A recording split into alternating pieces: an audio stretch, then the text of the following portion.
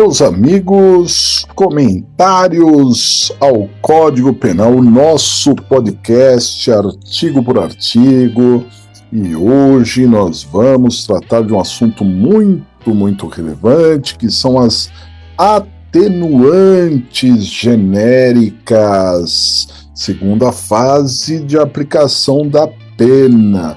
Já vimos antes as agravantes e agora vamos falar sobre os artigos 65 e 66, tratando das atenuantes genéricas.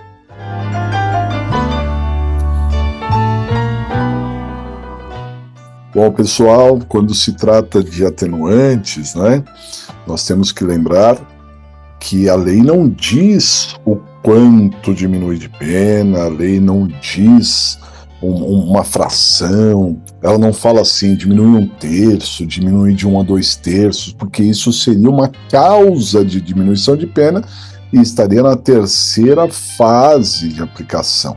Aqui apenas atenua. E o critério, o quanto vai atenuar, fica a critério do juiz, um critério de equidade, um critério de bom senso. Mas tal qual nós já falamos sobre as agravantes, precisamos destacar que tanto na primeira fase de aplicação de pena, quanto na segunda, e as atenuantes estão na segunda fase, a pena não pode ficar aquém do mínimo nem além do máximo.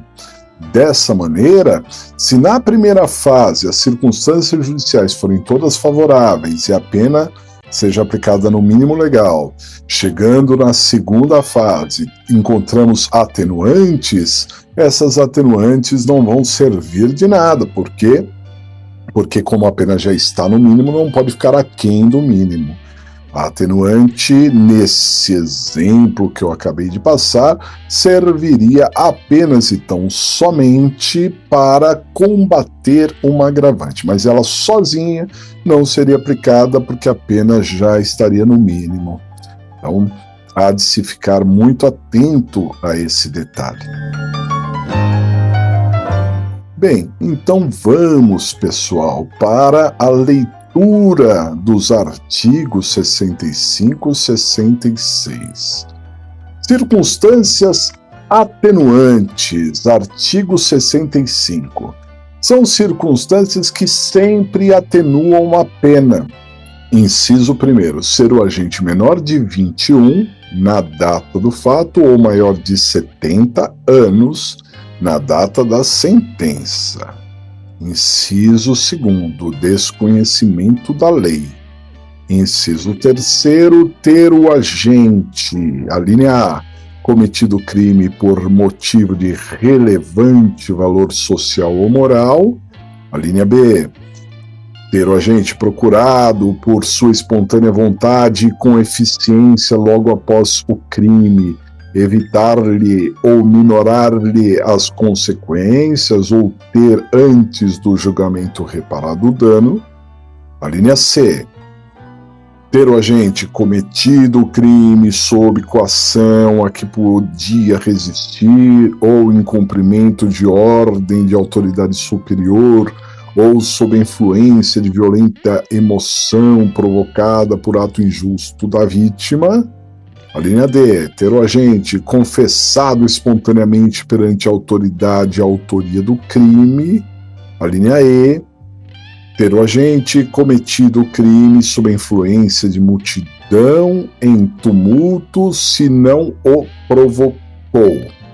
Artigo 66, a pena poderá ser ainda atenuada em razão de circunstância relevante, anterior ou posterior ao crime, embora não prevista expressamente em lei.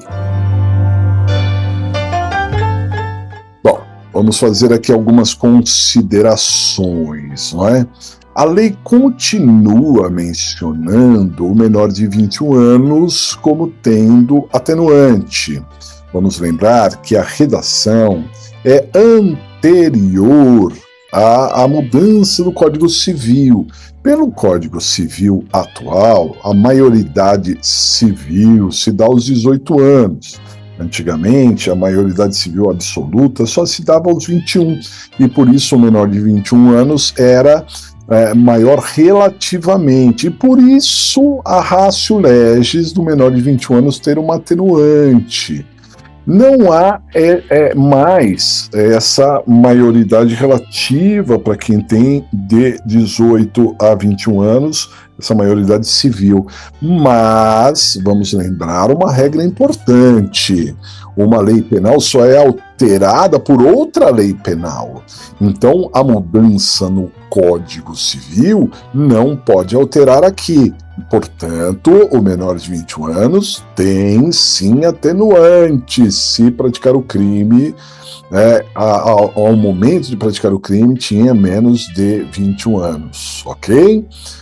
Segundo a observação, desconhecimento da lei. Nós vimos que ninguém pode se excusar dizendo que desconhece a lei. Essa é a redação do artigo 21 do Código Penal.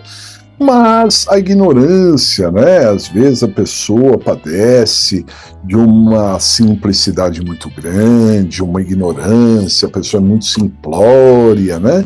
Então isso pode atenuar, mas tem que analisar o caso concreto, é claro, né?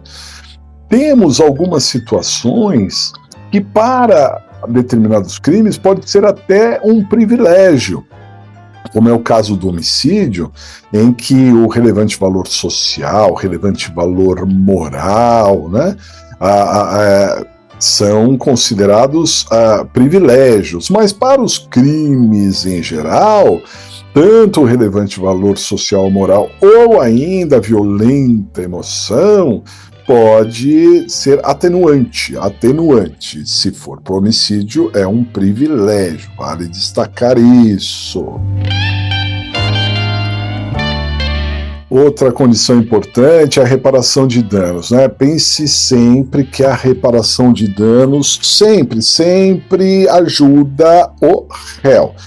Pode ser uma atenuante, conforme nós estamos vendo, mas pode ser também arrependimento posterior, diminuindo a pena, e há casos que a reparação até extingue a pena. Então, reparou é sempre benéfico. Outra informação interessante diz respeito à confissão. Muita gente diz: confessa que será melhor para você. Bom, confissão é uma atenuante. Nós vimos que a atenuante pode até não fazer tanta diferença, mas vale destacar que a confissão atenua, no mínimo atenua aqui. E mesmo a chamada confissão qualificada, hein? Vejam só, o que é uma confissão qualificada? A pessoa confessa para imputar algo a seu favor, por exemplo, uma legítima defesa. Eu só tenho como dizer que reagi em legítima defesa se disser: realmente foi eu contra-ataquei, eu atirei na outra pessoa, mas está confessando para que aquilo seja benéfico para ela. Mesmo essa confissão qualificada, se o juiz usou da confissão em algum momento para o seu argumento, essa confissão deve sim ser considerada. Por fim, pessoal, queria chamar a atenção da atenuante inominada, né, do artigo 66, porque o juiz, analisando o caso concreto, pode verificar alguma forma de atenuar a conduta do réu que não foi prevista pelo legislador, mas algo concreto ali que é relevante e que aconteceu antes do crime ou mesmo depois do crime e que de alguma maneira pode atenuar a conduta do réu. É a chamada atenuante inominada do artigo 66. Então é isso aí, pessoal. Vamos ficando por aqui. Um grande abraço e até a próxima!